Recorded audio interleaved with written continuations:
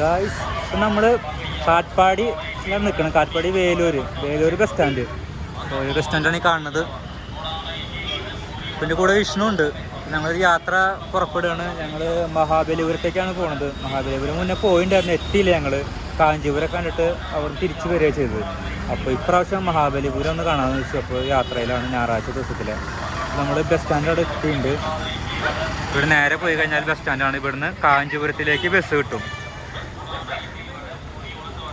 കാഞ്ചീപുരത്ത് നിന്ന് മഹാബലിപുരത്തേക്ക് വേറൊരു ബസ്സുണ്ട്. മാറി മാറി വേണം പോകാൻ. നേരിട്ട് ബസ്സില്ല.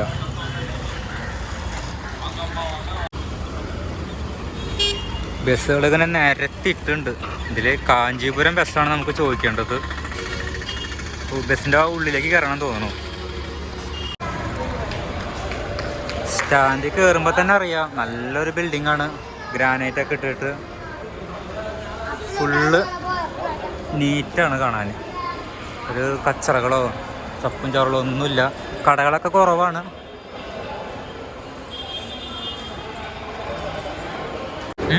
ഞാൻ പൂരിയാ പറഞ്ഞത്. നീ എന്താ? ദോശ, മസാല ദോശ അല്ലേ? ഹോട്ടലിൽ കയറിയിരിക്കുകയാണെങ്കിൽ ബസ് സ്റ്റാൻഡിൽ അടുത്തൊരു ഹോട്ടലുണ്ട്. ഭക്ഷണം കഴിക്കാമെന്ന് വെച്ചു. സാമ്പാറാന്ന് തോന്നുന്നു. ഇപ്പം നമുക്കുള്ള പൂരി മസാല വന്നു. സൂപ്പറാണ്.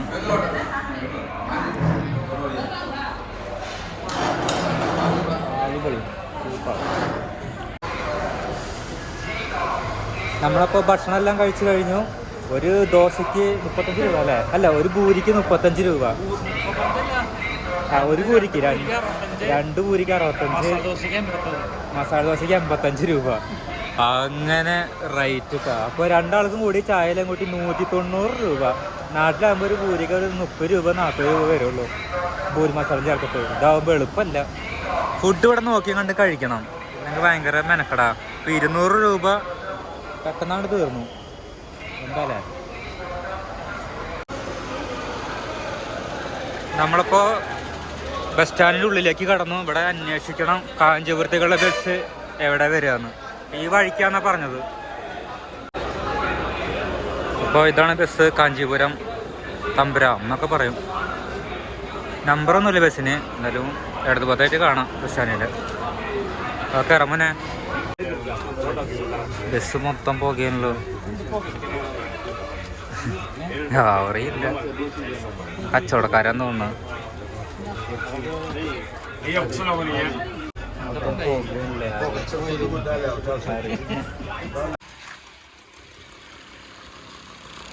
ഞങ്ങളിപ്പോൾ മഹാബലിപുരം ഇറങ്ങി. ഇപ്പോൾ മഹാബലിപുരം ആ ടൗണിലാണ് നിൽക്കുന്നത്.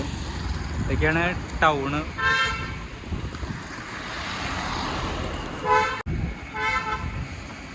ഇവിടെ ഇങ്ങനെ ഇംഗ്ലീഷുകാരും പല ആൾക്കാരും വിദേശികളൊക്കെ വരുന്ന മെയിൻ സ്ഥലമാണ്. മെയിൻ അട്രാക്റ്റീവാണ്. ബലിപുരം എന്ന് പറയാം, മഹാബലിപുരം.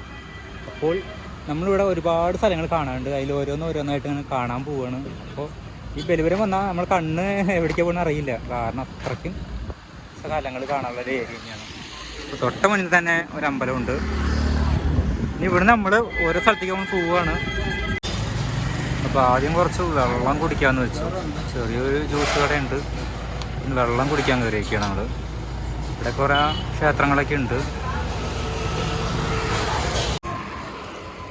ഇവിടെ പറയുമ്പോൾ ഒരു കരിങ്കല്ലിൻ്റെ ഒരുപാട് കൊത്തുപണികളുണ്ട്.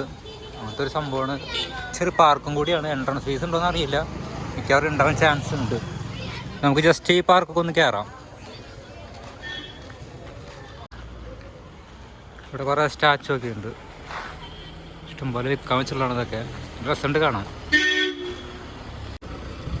കാറിലൊക്കെ സായിപ്പും മദാമയൊക്കെയാണ് വന്നുള്ളത് കാണാൻ വേണ്ടിയിട്ട്. അവിടെ ഒരു കല്ല് നിൽക്കണം കണ്ട. വളരെ അട്രാക്റ്റീവാണ്. നമ്മൾ ഹംപിയിലേക്ക് പോയിട്ടുണ്ട്. ഞങ്ങൾ ഹംപിയിലേക്ക് പോയിട്ടുണ്ടായിരുന്നു. ഹംപി പോയ പോലെയാണ്. ഒരുപാട് കൊത്തുപണിയുടെ സാമ്രാജ്യമാണ് ഹംപി. അതുപോലെ തന്നെയാണ് മഹാബലിപുരം. ഒരുപാടുണ്ട് കാണാൻ.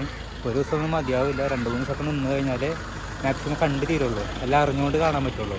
നമ്മൾ ഒരു ദിവസം നിന്നിട്ട് കാണാനുള്ള സ്ഥലങ്ങളൊക്കെ കാണുക, തിരിച്ചു പോവുക. ഇതൊക്കെയാണ് മെയിൻ പരിപാടികൾ. കച്ചവടമാണോ? ഓരല് തൊപ്പിയൊക്കെ ഉണ്ട്. ഇത് ഉള്ളിൽ കയറാൻ ടിക്കറ്റ് ഉണ്ട്.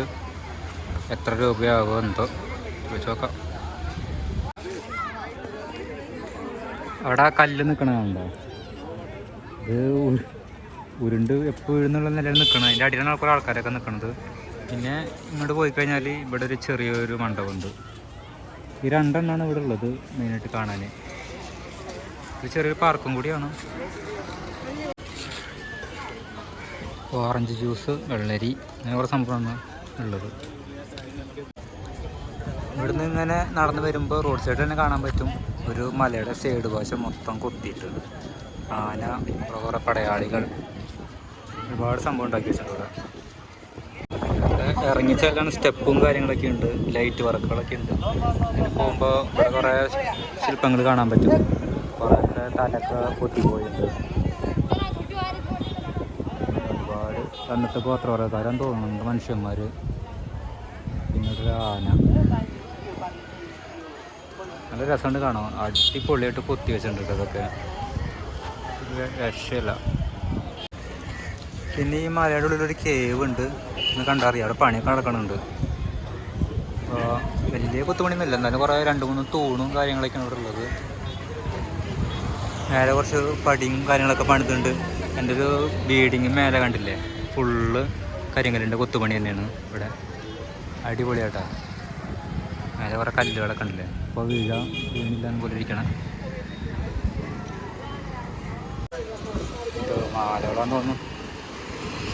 ഇവിടെ കണ്ടില്ലേ മരത്തിൻ്റെ അവിടെയൊക്കെ.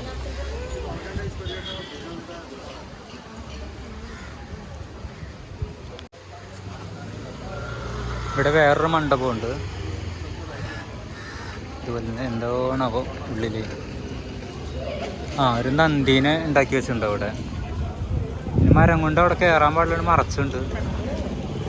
ഇത് പണിതുള്ളാന്ന് തോന്നുന്നത്.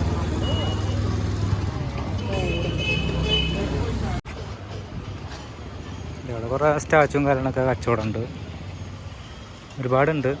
ഇതേപോലെ കുറേ ബുദ്ധൻ്റെ കുറേ സ്റ്റാച്ചു, അങ്ങനെ കുറേ സംഭവങ്ങളൊക്കെ ഉണ്ട്. എന്തൊക്കെ മരം കൊണ്ട് എന്തൊക്കെ ഉണ്ടാക്കിയുള്ളതാണ് ഇതൊക്കെ. കുറേ ഫോട്ടോഗ്രാഫി എന്ന് തോന്നുന്നു ഇവിടെ. ഇതേ കരിങ്കല്ലുണ്ട്, ബുദ്ധനെ നോക്കി ഫുള്ള് പുറത്തുനിന്ന് നിരത്തി വെച്ചുകൊണ്ട് വരുന്നു കേട്ടോ. കരിങ്കല്ലുകൊണ്ടൊക്കെ ഉണ്ടാക്കിയുള്ള ഇതൊക്കെ ഉണ്ടല്ലേ, അടിപൊളിയാണ് മൊത്തത്തിൽ. ഭദ്രകാളി, KGF കാളിയില്ലേ, പാമ്പ്, അയ്യോ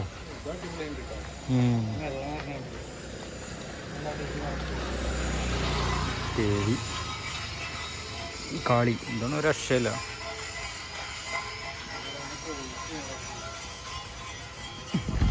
ഇതൊക്കെ നോക്കിയാ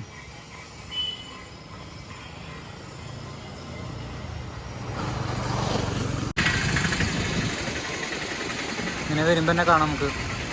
ഇവിടെ ഒരു മലയുടെ പുറം ഭാഗത്ത് തന്നെ ഒരുപാട് കൊത്തുപണികളുണ്ട്. ഇതല്ല അത്ര ഉണ്ട് ഫിനിഷിങ് ഇല്ല, എന്നാലും കുഴപ്പമില്ല, നല്ല രസമുണ്ട്. ആനയൊക്കെ കണ്ടില്ല, വരച്ചു വെച്ച പോലെയാണ്.